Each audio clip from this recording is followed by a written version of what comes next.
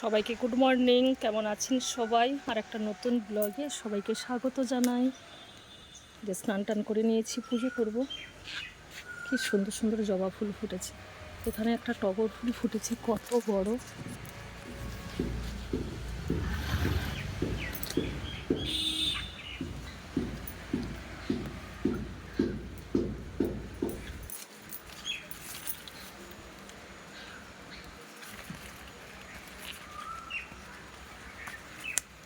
Deep red নয়, অথচ কত বড়, আর কালারটা কত সুন্দর।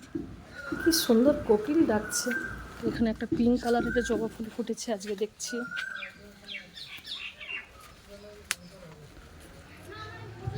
Deep pink colour. এই জবার কালারটাও কত সুন্দর।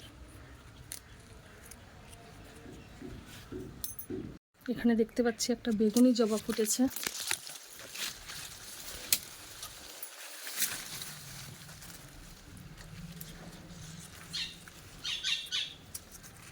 ফুলটার কালার কত সুন্দর। বর্ষাকালে প্রচুর ভ্যারাইটিস জবা ফুল ফোটে। সব থেকে বেশি ফুল ফোটে এই সাদা জবা গাছ।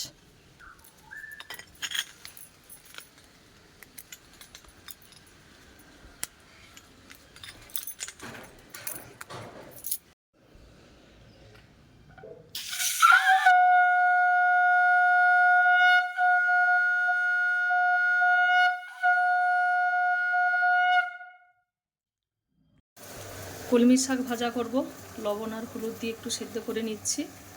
এদিকে ডাল সেদ্ধ হচ্ছে। ঢেঁড়স আলুর তরকারি করব, লাল শাক রান্না করব উচ্ছে আর আলু দিয়ে।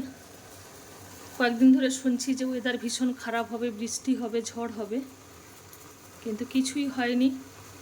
2-3 দিন হালকা হালকা মেঘলা ছিল আর গুমোট ভাব, কিন্তু আজকে সকাল থেকে দেখছি এই যে রৌদ্র হয়েছে। শাকটা সেদ্ধ হয়ে গেছে, এবার ঢেলে নেব। এই তো আচার বানাবো। এত গরম, পুরো ঘেমে যাচ্ছি রান্নাঘরে। আচার বানানো যে কি কষ্ট, কিন্তু বানাতে ভীষণ ভালোবাসি। এই তো আজকের এই কাঁচা আমের আমতেল বানাবো।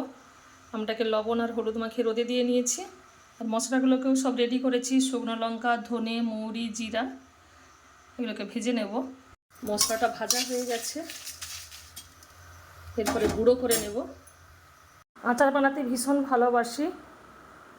এরপরে পরিমাণ মতো তেল দিয়ে দিচ্ছি। এটাকে আমের তেল আম বলে। মুড়ির সঙ্গে মেখে খেতে ভীষণ ভালো লাগে। এই যে তেলের যে ফ্লেভারটা ভীষণ সুন্দর। আমি কম করে তেল দিয়েছি, পরে এর সঙ্গে তেল অ্যাডও করা যাবে। ওপর থেকে পরিমাণ 5 ফোড়ন দিয়ে দিলাম, শুকনো লঙ্কা, তেজপাতাও দিয়ে দিচ্ছি।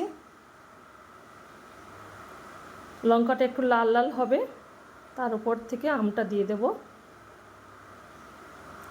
ভীষণ আচার বানাতে ভালোবাসি। ছোটোবেলা থেকেই দেখে আসছি মা ঠাকুমারা বিভিন্ন রকমের আচার বানাতেন। ওনাদের মতো পারিনি, কিন্তু চেষ্টা করছি। এরপরে আমটা দিয়ে দেবো উপর থেকে।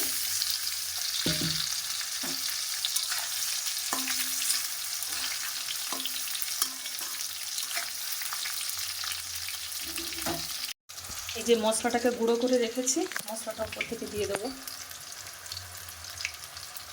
এই আচারটাকে আমের তেল আম বলে। এখন জানি না কার কার বাড়িতে এগুলো হয়। আমরা ছোটোবেলা থেকেই দেখে আসছি মা ঠাকুমারা এরকম বানাতেন তেল আম।